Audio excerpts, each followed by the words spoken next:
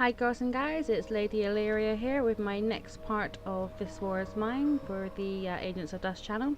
In previous episodes, GentlemanMaj was frozen to death and Illy left the group unable to cope with it. No one went out last night, in order to ensure Savage Dragon could be on guard, while SashaTheBugEye was drunk in bed.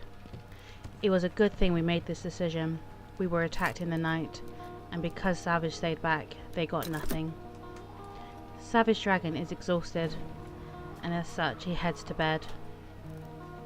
SashaTheBugEye is starting to feel much better, but we do need to keep an eye on her. SashaTheBugEye eats a cold tinned food can. She then notices that the heater is not out of fuel and it's currently -1 Celsius. Thankfully we have enough in order to make fuel, and we're able to make some and turn it back on. Sasha then makes additional fuel in order to cook 2 meals. There is a knock at the door. It's a stranger. She asks if she can come in, as she's been unable to return to her law office. She does not know where else to go. She is scared. We see her desperation in her face, so we allow her in. Will this be a mistake, or will she be an asset to the team? Her name is Amelia. She is a talented lawyer, not that that really helps us now. She is very tired and heads to bed. SashaTheBugEye is very concerned for Savage Dragon. He needs to eat and he's very depressed. She takes one of the meals she cooked for him and makes sure he eats it, and then she sits down to talk through everything. He's finding everything that's happened this past few weeks too hard to handle. Amelia would like to make something. Unfortunately, there is not enough material, so instead she checks the radio. The military has been making more atrocities. Another mortar has hit the marketplace, killing and injuring many. We are running low on water, so Amelia collects snow in order to melt it later. While she is doing this, SashaTheBugEye and Savage Dragon get some much needed sleep. Before the day ends, we check our supplies to see what we need desperately for tonight. If we could get 5 parts, we'll be able to make traps for small animals. This could make our eating much easier. The day ends. It is night 10, and there are now 3 of us. Savage Dragon is going to remain in bed. He is absolutely exhausted. SashaTheBugEye and Amelia decide between themselves. Amelia is to remain on guard, as she can only carry 10 items, whereas Sasha can carry 12. We are unsure where to head, and eventually decide to head to the ruined villa. There are people still living there, so we must be careful. While we are searching around, we are caught, and we make a hasty decision, and we steal tin can food, meat, vegetables, moonshine and water. The people that saw us back off. On the wall we see a black and white picture of the owner's wife. She is surrounded by candles. Did she pass away? SashaTheBugEye hopes it was before the war, so that she was lucky not to be a part of it. We head downstairs and we use a crowbar on the locked cabinet. While we were stealing a bandage, we are caught and they attack us. We have to defend ourselves, so SashaTheBugEye uses the crowbar that she used to open the cabinet, and then she fights for her life.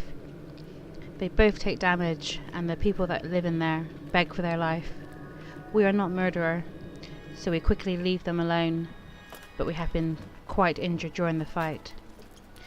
Before we head back to our shelter, we have another look around and we steal electronic parts, normal parts which we so desperately need, and pills. As we are about to leave, we find a diary. It's a woman's diary.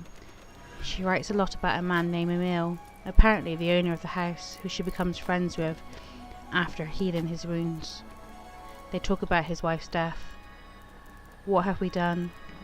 Have we made a mistake stealing from these people? Will they survive? We return back to our shelter. It's day 11 and SashaTheBugEye returns with bandages and other items, but she does not want to discuss what she did. Savage Dragon is feeling much better. We check the diaries. SashaTheBugEye is thinking, those poor people. I know it was cruel to take their supplies, but it's either them or us. Amelia is thinking, what does it matter how we get the supplies, as long as we get them? And Savage Dragon is thinking, we can cry over stealing from others once we survive this hell. Sasha the Bugeye uses the bandage she found on herself while Savage Dragon eats the meal that was prepared yesterday. Sasha then eats some of the tinned food she found and heads to bed. She's exhausted. We finally have enough parts so Savage Dragon can make traps for small animals. Once the trap is made, we can use our current meat in order to trap other animals for more food. Savage Dragon is still very unhappy, and during making this he shouts "screw it," and then he complains about how cruel Sasha was in order from stealing from people. Amelia heads to bed, but just as she gets there is a loud knock at the door. As Savage is busy making the traps, she goes to find out who it is.